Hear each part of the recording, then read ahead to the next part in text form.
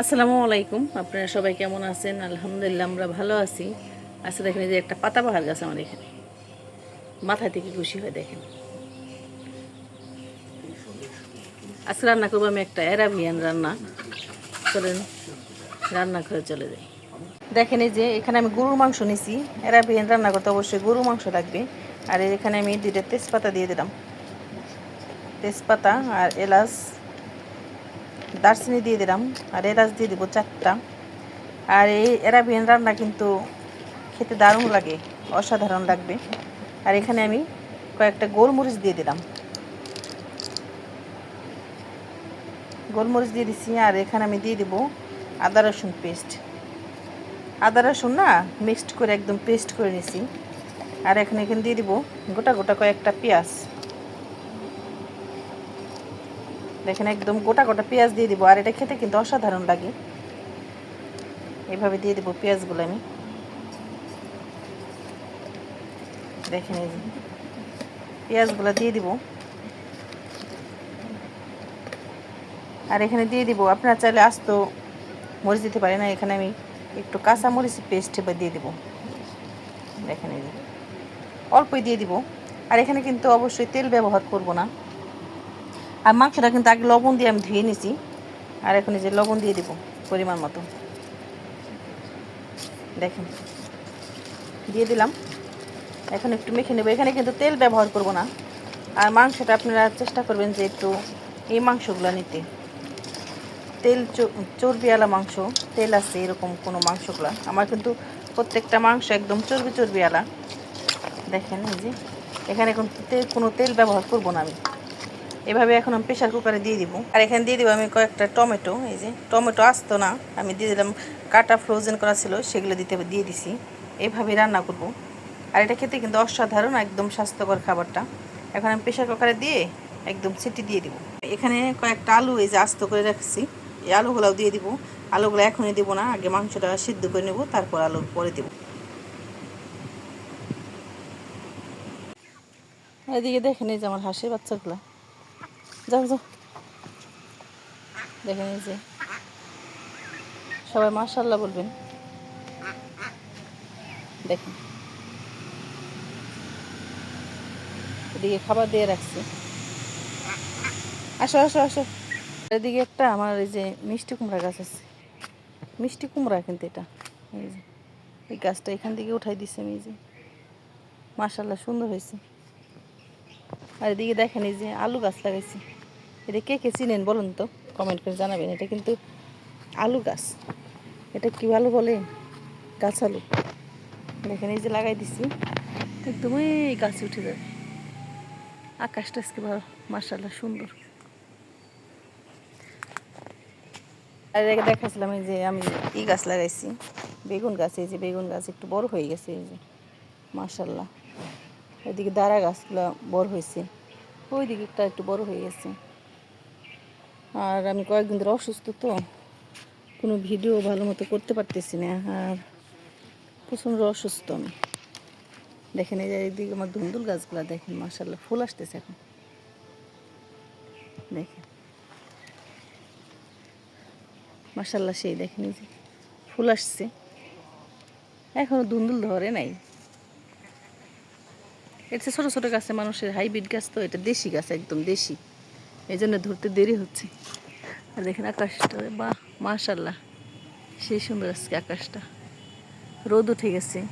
আচ্ছা সারাদিন ঘরেই ছিলাম, বাইরে একটু আসলাম। ওই দেখেন একটা প্রজাপতি, দেখেন সুন্দর। আর ওইদিকে আমার ফুল গাছ আছে, এই যে মাশাআল্লাহ। আর যারা যারা আমাদের ভিডিও দেখেন একটা করে লাইক দিয়ে দিবেন।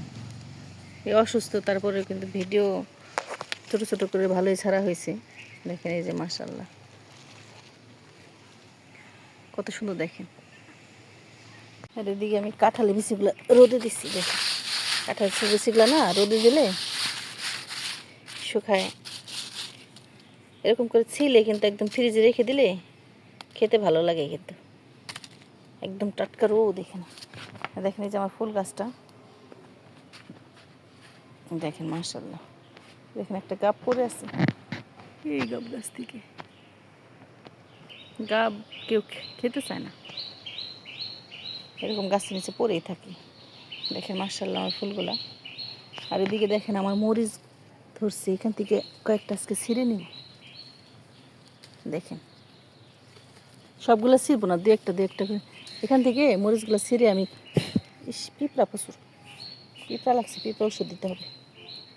দেখেন আর এদিকে দেখেন এই যে আমার সেই টপে পাতাবাহার গাছগুলা দেখেন কত সুন্দর হয়েছে এখন মাশাআল্লাহ।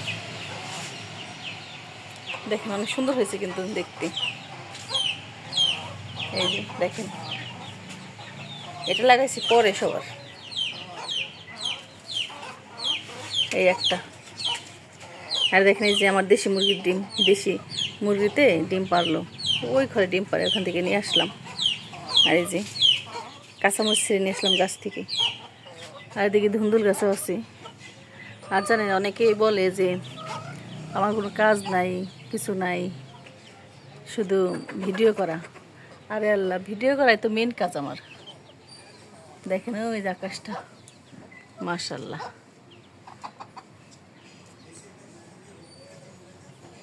এদিকে দেখেন মুরগিগুলো এই যে থাকে, এদিকে একটা কুকুর চলে আসছে। আয় কুকুর, যাও যাও যাও, গাছের নিচে না এদিক দিয়ে মুরগিগুলো থাকতেও দেয় না।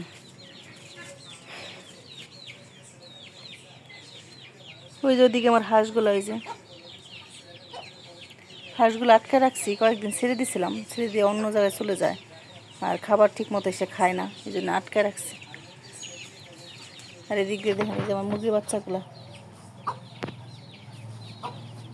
দেখেন এই যে এরা রোদে কি আনন্দ করতেছে মুরগিগুলো। দেখেন এমনভাবে শুয়ে আছে, দেখেন ওরাই দিয়ে গোসল করে। আর ওদিকে প্রেশার কুকার বসাই দিয়ে আসছি, অ্যারাবিয়ান মাংসটা ওটা হচ্ছে, ছিটি বাজতেছে। দেখেন এই যে মাশাআল্লাহ বলবেন। আপনি যেন অনেক কষ্ট করে ভিডিও বানাই, আমি খুব অসুস্থ, বললাম না আমি না অনেক অসুস্থ, তারপরে ভিডিও বানানো হচ্ছে, বানাই যখন একটু ভালো লাগে তখনই কাজ করতে থাকি। দেখেন এই যে সবগুলাই দিক দেয়। আর এই যে গাছগুলোর যত্ন করতে পারতেছি না আমি, লাগানোই হয়েছে, যত্ন করা হয় না এখন। দেখেন এই যে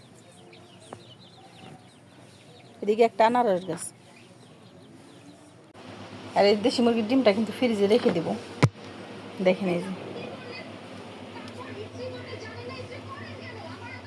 এখানে এগুলো ফার্মের ডিম, এই যে দেশি মুরগির ডিম এখানে রাখেন এক সাইডে। এদিকে আমার বাচ্চা টিভি দেখে। আর এখানে লেবুগুলা না লাল হয়ে গেছে, লেবুগুলা একটু রস করতে হবে, লেবুগুলো একটা কাজে লাগাইতে হবে। অসুস্থ দেখে কিচ্ছু করা হচ্ছে না। দেখেন বাইরে মহিলা মানুষ যদি অসুস্থ থাকে কোনো কাজই ভালো মতো করা হয় না। আর ডিম আমরা সবসময় বেশি বেশি কিনি, ডিমগুলো না, ডিম আমার বাচ্চাদের পছন্দ বেশি, এই জন্য ডিম কেনা হয়। এখানে পুঁই শাকটা আছে, দেখেন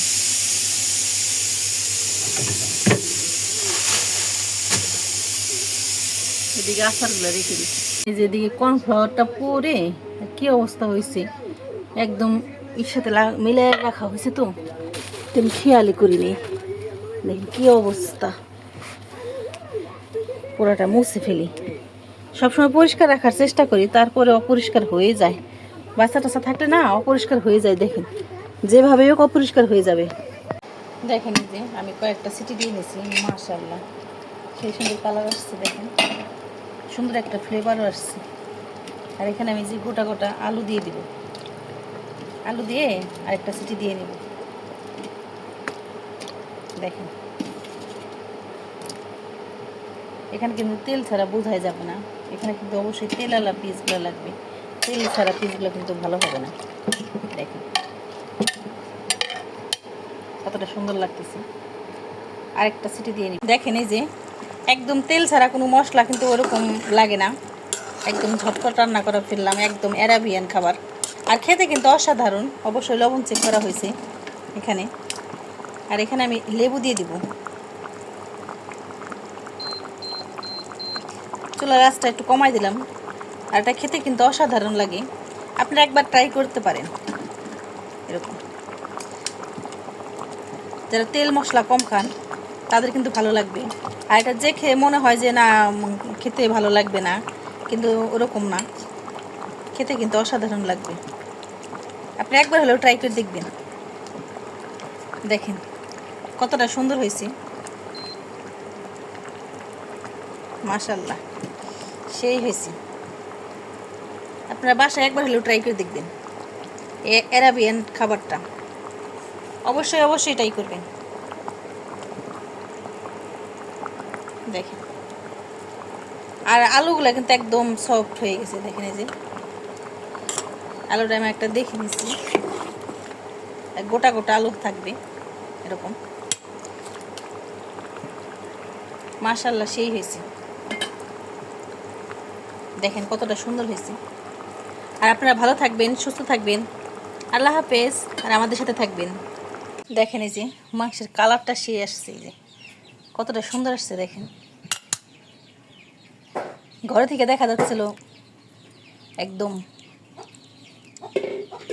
লাল লাল, কিন্তু লাল লাল না, কিন্তু এখানে আপনাদের দেখাই কতটা সুন্দর হয়েছে, মাশাআল্লাহ। আপনারা বাসায় এরকম ট্রাই করতে পারেন।